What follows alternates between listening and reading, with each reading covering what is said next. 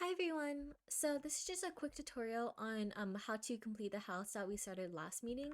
It's just like a step-by-step guide just from the start to the end, just so you guys kind of understand where we were last meeting, just in case you guys were confused on anything or want some reminders on how to make the house that we're making. So I have Fusion open up right here. I went into my projects and I just made a new folder called Sui. And if you see right here in the screen, it is a new untitled file. And this is pretty much like whenever you open a Fusion, it automatically defaults to this. And so you can start your sketch from here. And so there is a button up here that says create sketch, which you would click. And this pretty much brings you to this screen over here that has these three little like yellow orange boxes, right? And so you pretty much can choose really any depending on how you want your sketch to be. So if you choose here, this is like the ground, like the bottom of the sketch. And here's like the left side and then here's the right side. And you just choose whatever. I'm going to choose the bottom one for now just so it's easier. And so we have our sketch open right here. And what our first thing to do is create like the actual body of the house. So like the rectangular part. So if you go up here, there is this 2-point rectangle button that you can click on. And then it'll take you to this cursor. And this cursor, you can pretty much click and drag any rectangle of any size. So I will click on this and click on the center. This is like the center point of the sketch, just like the center of the drawing in general. It's a great place to start whenever you are starting a new sketch or a new file or anything. And so I will click right here, click and drag. And so it will highlight this like dimensions. Right now it's highlighted 3.2 inches. And so I will change that into 3 inches. And if you click the tab button on your keyboard, it will switch to the other dimension. Like the vertical dimension. And so I will change this to let's say 4 inches. Right? That looks pretty good. So now I have a 3x4 rectangle. And right now I want to make a triangle that kind of like shows the roof of the house. So I would click on this create tab up here. And there is this little like tab that says polygon, which will have this thing called circumscribe polygon in it. And really it doesn't matter which one you choose. I just find it like it's easier to use this one. So just stick with this for now. And it'll take you to the same little cursor that you click when you clicked on the rectangle. And so pretty much I want the roof to be at the center of the house, like the center of the rectangle. So if I drag my cursor along this top line right here, which is like the top of the rectangular part of the house, it will like highlight onto this triangle thing with like the X in the middle.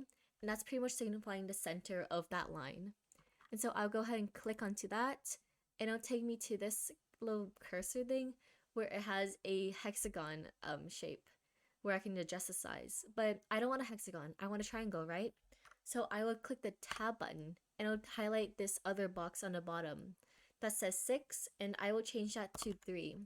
So this box actually determines the like the amount of sides that your polygon has, cause so you can make any size polygon or any amount of side polygon. So if I change this to 8, it'll be an octagon. If I change it to 10, it'll be a decagon. I think that's what it's called. But right now I want a 3-sided polygon, which is a triangle. And so that'll be that. And I if you tab over again, you can change the radius of your polygon, like the circle inside of the triangle.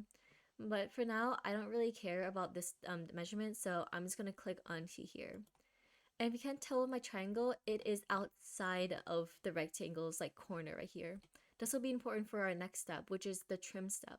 So if you go up to here, there is this scissor button that's called trim, which you click. And what this does is pretty much it gets rid of any lines that are intersecting different lines. So if you can't tell, there's like the bottom of this triangle is intersecting with the side of this rectangle, right? But if I like hover over this portion of the line, only half of it will be purple, which is like kind of like the color of like selecting something, while the other half will be blue. And so if I click on this purple segment right now, it will just get rid of this segment, and that's it pretty much. So this trim feature is very useful for getting rid of unnecessary lines, and it just cleans up the sketch a lot. It makes things easier to look at. So that's pretty much our general shape of the house. You can click this finish sketch button up here on the top, and that'll pretty much finish your sketch, right? And so what we want to do is actually make our house 3D. We can't just have a 2D house, right? So if you click this button up here, that's called extrude, you can actually pull the house up and make it 3D. So you can honestly just adjust this to whatever height you want, but I will just adjust it to 3 inches for now, just so it looks pretty decent. And click enter when you're done. And so now you have like this arrow shape thing, right? So this is like the general shape of the house, but now we would want to have like doors and windows and stuff, right?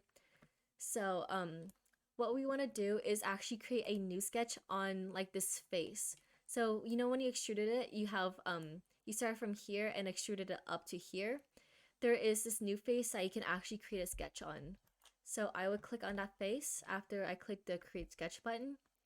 And I am back to this familiar screen from before we extruded the sketch from before. So it's pretty much the top face. If you rotate this box on, this pretty much like rotates the entire sketch. You can see that only this part is selected. And if you want to like recenter it, you just click on like the top like box and then it just like recenters it for you. And so we want a door on our house, otherwise we can't enter it, right? And so we'll go back to this 2-point rectangle box up here.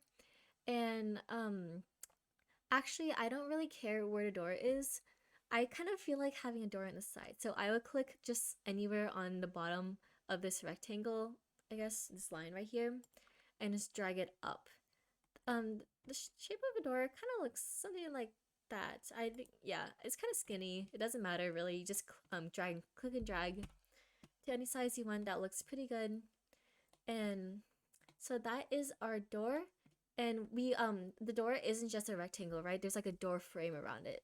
So I will whenever this happens, that means I am actually right clicking, and then it'll take you to this like little like circle thingy where you can choose cancel, and it pretty much like frees your cursor up to do other things. So it's really useful just for whenever you don't want to feel like say if you like click on this rectangle but you don't want to make a rectangle, you just right click and then just click cancel. And so we want a frame of the door, right? So I will go to this button up here that's called offset. And when I click this, it takes you to this little box right here, and it says sketch curves, which pretty much means you select any shape, any like lines that are already on the sketch, and it pretty much offsets that sketch inside or out. So I feel like it'd be easier just to do out, so I will drag it outwards so that the red highlighted box is outside the blue box. And I would change the dimensions to 0.125, which is 1/8 of an inch, and click enter when you're done.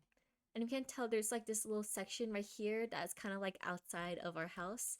So I want to go ahead and trim this again, just so it's cleaner, it looks better. And so now we have our door frame. Really cool.